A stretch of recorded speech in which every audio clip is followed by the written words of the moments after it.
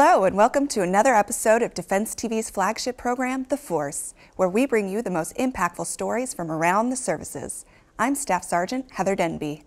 When Marines conduct non-lethal training at Naval Air Station Sigonella, Italy, they get tased, exposed to OC, and learn the latest riot control techniques. Instructors say this training forces Marines to look deep and confront their own fears, finding the strength to drive on and finish the training. They learn a lot and take that knowledge back to their units. OC, OC, OC. Open them up. Fire! What we do here is we teach them OC, taser, mock techniques, riot control, and civil disobedience control also. The biggest takeaway that the Marines take from this is, A, that they need to read their SOPs and understand what their procedures are set in place for their units. Training a Marine in the capabilities and tactics that we teach in the Marine Corps, and then being able to go back to their units and putting that word in their commander's ear or their senior staff and CO's ear. You know, that way, if there's a Marine on a BCP or ECP or something like that, they're able to say, hey, I know something that'll make me safer or that'll make this safer. So the biggest thing is overcoming the fears.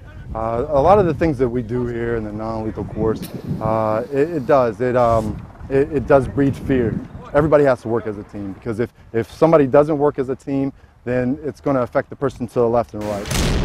You can learn more about this non-lethal training and what these Marines learn by heading to marines.mil. While Marines are training exposing themselves to chemicals and dangerous situations, medics with the Army are competing trying to find out who's the best medic. The tests are tough and the stakes are high. We'll tell you who won this medic competition. They're not people that are seeking glory. We're the type of people that are more likely to rush to the sound of gunfire. You know, when you get out there and you've got guys that you have spent years with, they become your family, and you know that you would go to any length for them to make them safe. Because somebody has to do this, and because this country needs this. This country needs to be defended. It does take a special sort of type of person. The last thing I want is for somebody to walk away from this contest and say, you know, that was nothing. I could have done that in my sleep.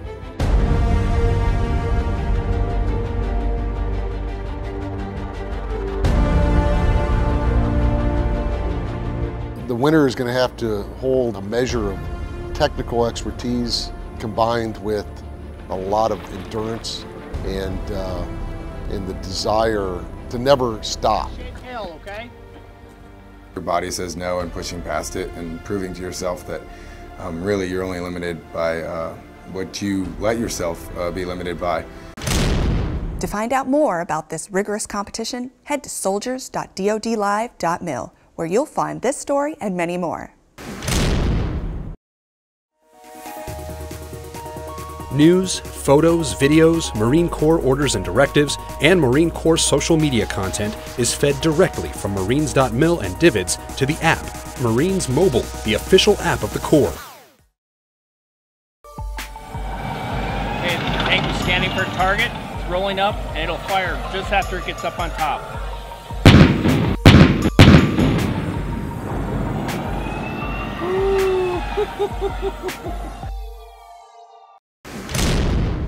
Training is part of military life, but there's also a time to work and to do what it is we train so hard to do. Our next story looks at one airman and her unique way of serving, tapping into her creative abilities to keep those she's serving focused and happy.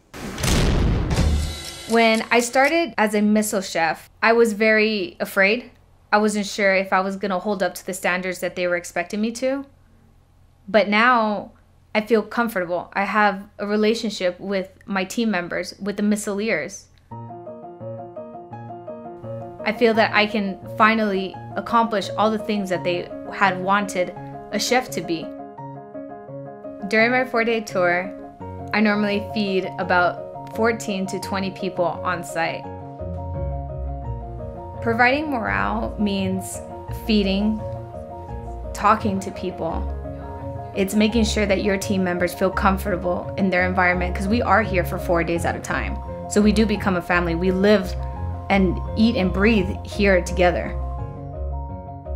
The chef at a missile alert facility is probably the single most important when it comes to morale. It's not just the crew in the launch control center, but there's the cops that are guarding the site. You have the facility manager and the chef. The chef is providing all the food for those individuals, and a great chef can really make a great experience out there, because nothing makes you happier than a nice happy belly.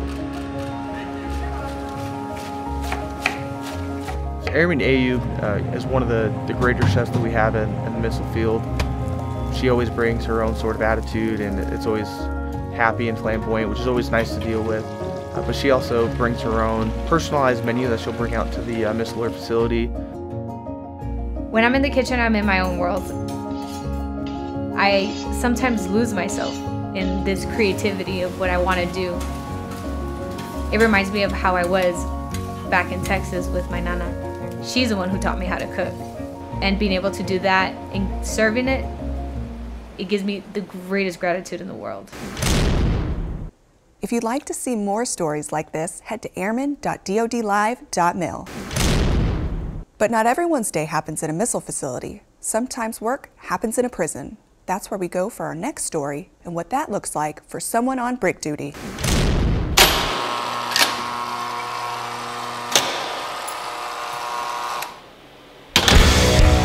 Walking through the first door coming back here, it was just scary, you know.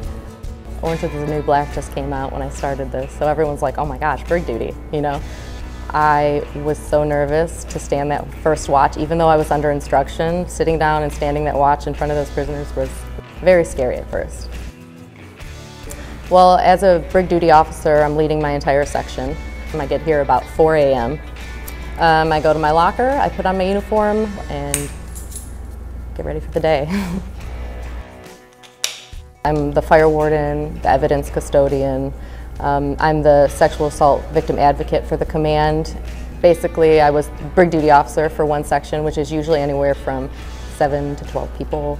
And then as operations chief, I put the watch bill together for the entire security section. Control, Victor 11 are all conditions. I won Professional of the Year for the ACA, American Correctional Association.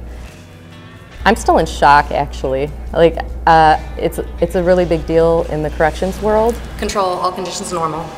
You have to come in here with an attitude that's going to make you look strong and make it so that people aren't going to walk all over you when you're back there. Because if you're pinpointed as weak, then you're going to be treated like you're weak, and you don't want to do that in the corrections field. You have to be the one who's leading, not just the staff, but the prisoners.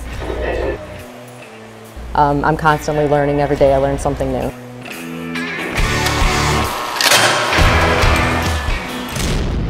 For more Navy stories just like this, head to ah.mil.